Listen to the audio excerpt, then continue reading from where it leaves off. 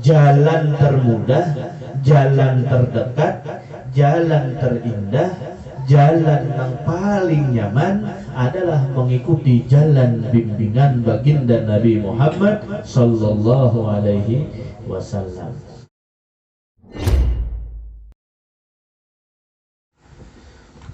Bismillahirrahmanirrahim. Alhamdulillah wassalatu wassalamu ala Rasulillah Muhammad bin Abdullah wa ala alihi wa ashabihi wa man tabi'ahu bi hudah ila yaumil liqa'illah. Allahumma shalli wa sallim wa barik ala sayyidina Muhammadin wa ala alihi wa ashabihi wa baraka wa sallam ajma'in.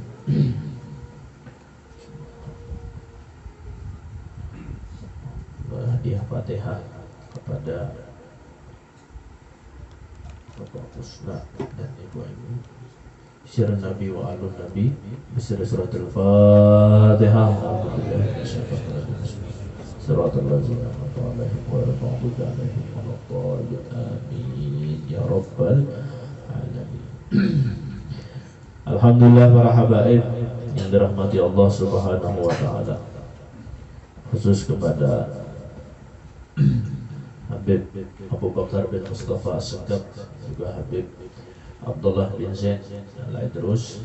Alhamdulillah senantiasa kita bisa berkumpul dengan keturunan Rasulullah Sallallahu Alaihi Wasallam, dan juga para tokoh-tokoh agama, tokoh-tokoh masyarakat, orang tua kita yang senantiasa hadir di majelis ini, karena berkat mereka orang-orang tua kita, penasihat kita yang menasihati kita semua. Juga hadir Haji Amrullah dari Blok D, alhamdulillah senantiasa beliau hadir. Dan kulitan kita Bapak Haji Muharram senantiasa hadir, kada pernah absen di majelis ini. Yalah, mudah-mudahan panjangkan umur sidin dan mudah-mudahan semuanya mati husnul khatimah. Amin ya rabbal alamin. Disebutkan dalam kitab Maulid Ad-Diya'ul Lami, di sana dikatakan ya Rabbi salli ala Muhammad asmal baraya jahan wa ausa'. Ya Allah, limpahkanlah salawat serta salam atas Nabi Muhammad asmal baraya, yang namanya makhluk tersebut yang sangat tinggi dan luas kedudukannya. Jadi asmal baraya jahan wa ausa, di situ dijelaskan bahwa Rasulullah Sallallahu Alaihi Wasallam makhluk yang kedudukannya tinggi luar biasa, tiada terbatas, dan keluasan wilayah beliau tiada terhingga. Jadi orangnya luar biasa. Kedudukannya tinggi mana di sisi Allah, tinggi mana di sisi Allah Subhanahu wa Ta'ala, itu Rasulullah itu. Bahkan tidak ada yang melebihi daripada ketinggian pangkat baginda Nabi Muhammad Sallallahu Alaihi Wasallam. Dan terluas, bukan cuma tinggi tapi luas kedudukan baginda Nabi Muhammad. Kemudian disebutkan lagi dalam syair selanjutnya, ya Rabbi salli ala Muhammad wasluk bina Rabbi khaira mahya. Ya Allah, limpahkan salawat serta salam atas junjungan kita Nabi Muhammad. Wasluk, ini berdoa, bimbinglah kami ya Allah, bimbinglah kami. Wasluk, kami memohon, kami meminta kepadamu, bimbinglah kami. Minta bimbing kemana? Jalan yang paling benar. Wasluk bina Rabbi khaira mahya, bimbinglah kami ke jalan yang paling bujur, paling benar. Maka apabila berdoa disertai dengan nama baginda Nabi Muhammad, ini sesuatu yang mustajabah. Makanya berdoa itu melalui Rasulullah, berkat Rasulullah. Kalau orang dahulu bacaan doanya bahasa Indonesia, tapi berkatnya itu luar biasa. Coba bacaan orang Bahari.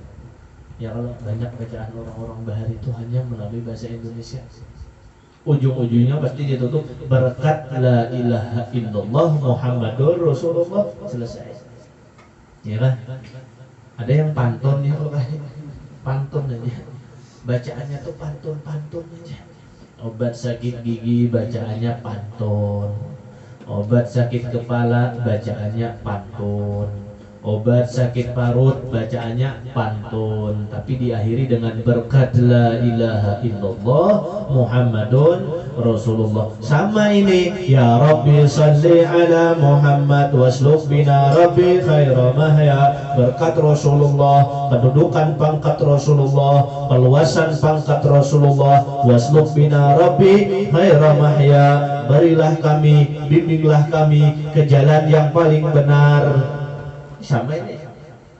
Kalau bukan karena Rasulullah, karena awal. Walaupun kemana aja meminta tanpa melalui jalan baginda Nabi Muhammad Sallallahu Alaihi Wasallam tidak akan mudah tercapai. Lambat. Paling lakas tuh umat Nabi Muhammad, sudah paling lakas umat Rasulullah. Doa ingin cepat terkabul, kaitkan doa tersebut dengan Rasulullah.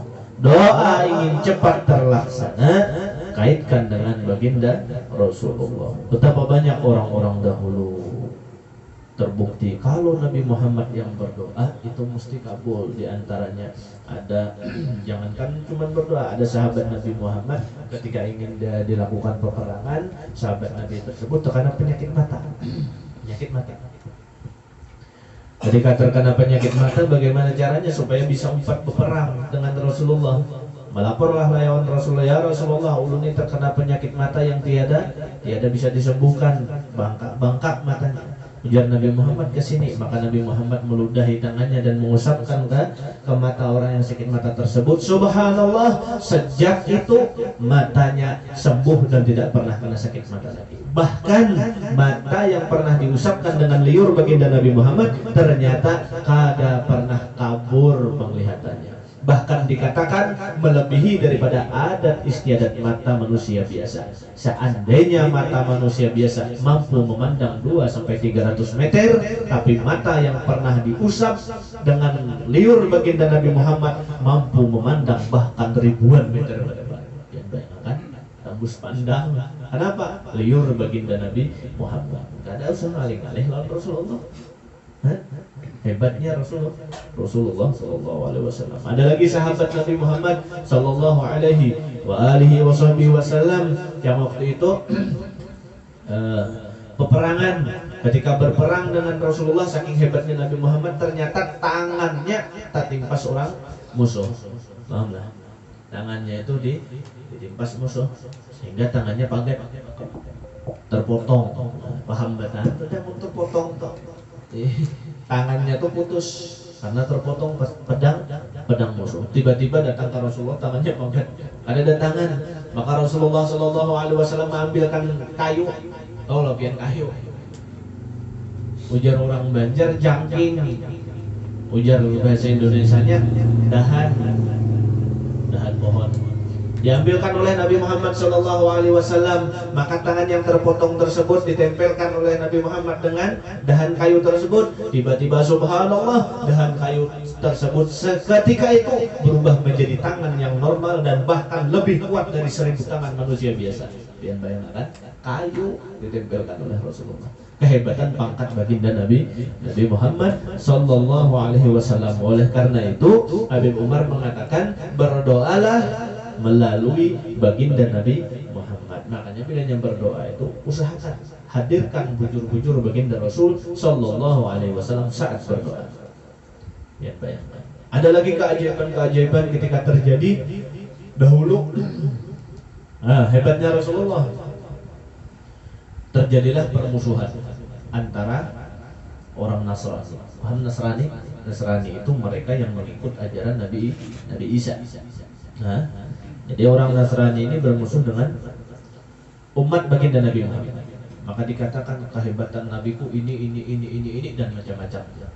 Ujar umat Nabi Muhammad, kalahlah umat Rasulullah. Seakan-akan saat itu umat Rasulullah itu terpojokkan ketika mendengar kehebatan Nabi Isa melalui lisan umat Nabi Isa.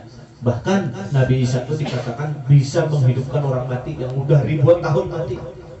Nabi Isa itu kalau menghidupkan. Saking hebatnya Nabi Isa, itu Nabi kami.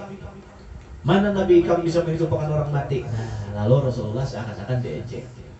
Nah, ketika Rasulullah Shallallahu Alaihi Wasallam diejek seperti itu, kapan pernah sejarah Nabimu menghidupkan orang mati? Yang kebetulan saat itu lewatlah seorang Imam Sultanul Aulia Syekh Abdul Qadir Al-Jilani mendengar perkelahian antara dua orang tadi. Nah, ketika Syekh Abdul Qadir Jilani mendengar itu, maka Syekh Abdul Qadir Jilani stop. Memang dalam sejarah Nabi kami tidak pernah mendengarkan menghidupkan orang mati. Kadang begitu tersohor cerita itu. Tapi jangankan nabinya, aku ini umatnya jauh kecil dibanding pangkat baginda Nabi Muhammad. Tapi maaf, kalau hanya menghidupkan orang mati, aku bin bisa. Ujar Syekh Abdul Qadir Jilani. Lalu tiba-tiba ujar umat Bani Nasrani tadi, coba buktikan hidupkan orang mati. Maka dibawalah oleh Syekh Abdul Qadir Jilani orang yang berdua ini ke kuburan. Sampai di kuburan sebutkan kayak apa cara Nabi Musa menghidupkan orang mati. Nah, maka disebutkan Nabi Musa itu, Nabi Isa menghidupkan orang mati itu caranya kayak ini. Misalkan begitu. Wahai orang yang ada di dalam kubur, bangunlah dengan izin Allah Subhanahu wa ta'ala. Maka tiba kubur-kubur itu bergoyang dan orang mati itu hidup. Oh, itu cara Nabi Isa. Nih cara umat Rasulullah. Syekh Abdul Qadir Jilani nih umatnya, lain nabinya masih umatnya. Nih kalau seperti itu cara Nabi Isa menghidupkan orang mati, lihat cara umat Nabi Muhammad menghidupkan orang mati. Didatangi oleh Syekh Abdul Qadir Jilani ke kuburan, ditapak sidin tanahnya. Orang mati yang ada dalam kubur, hiduplah engkau dengan izinku. Maka hidup mayat itu hanya dengan izinku aja, belum izin Allah lagi. Dan bayangkan umat Rasulullah. Tadi Nabi Isa menghidupkan, hiduplah orang mati dengan izin Allah. Umat Rasulullah menghidupkan, hiduplah orang mati dengan izinku, belum izin Allah lagi. Ini hanya izinku hidup sudah. Kalau aku nyebutkan hiduplah orang mati dengan izin Allah, bisa sekuburan itu hidup bertahan. Saking hebatnya umat Rasulullah. Kayak apa nabinya? Ayo kalian bayangkan kayak apa nabinya. Jam 9, 5 menit naik ulun berkisah tentang hebatnya Rasulullah. 5 menitnya lagi ada lawas. Kita menceritakan tentang Rasulullah, makanya pilihnya ke sini, bersihkan hati. Kita hanya mengisahkan Rasulullah aja. Pokoknya Rasulullah aja kita kisah, sudah nggak tahu kisahnya lagi sudah. Ada banyak bunyi. Kita mengisahkan hebatnya Nabi kita. Ketika kita mengenal hebatnya Rasulullah, mengenal agungnya Nabi Muhammad, mengenal tingginya pangkat Nabi Muhammad, mungkin saja akan tertanam rasa cinta dengan Rasulullah. Orang tidak akan mengenal cinta kepada Nabi Muhammad kalau pada tahu siapa Nabi Muhammad itu sebenarnya.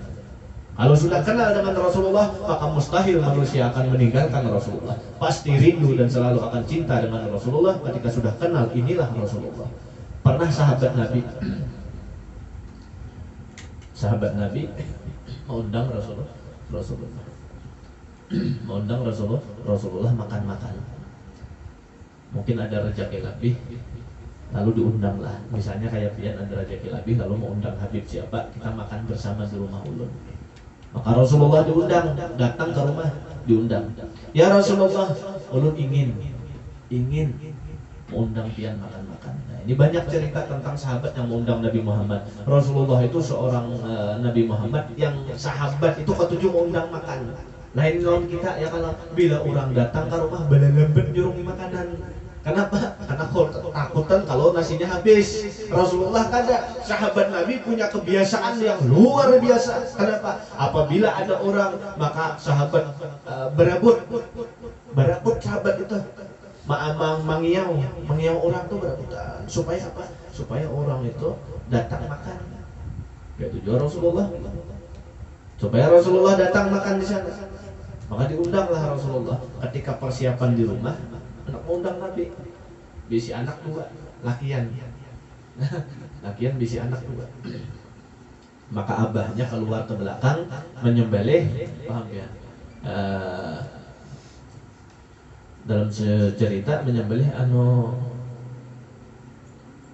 kambing atau domba, menyembelih domba.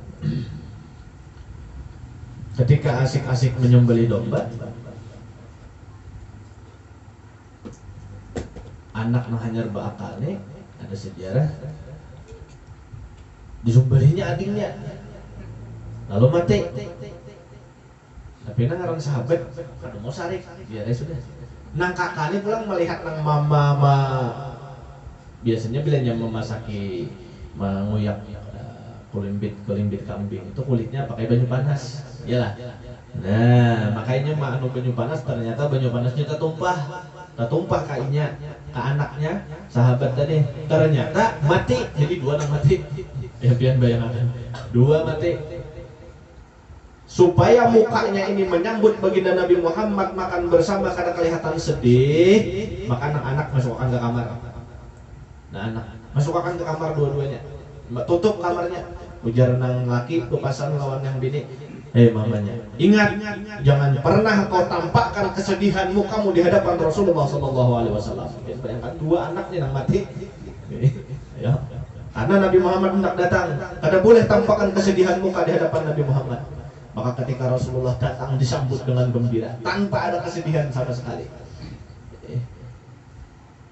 Ya Rasulullah, ayo kita makan bersama. Ketika Nabi Muhammad duduk menghadapi makanan, Nabi Muhammad bertakun, mana anak ikan nang berdua? Nah, mana anak ikan nang berdua? Ujar nang laki mengipit menipis, berenai.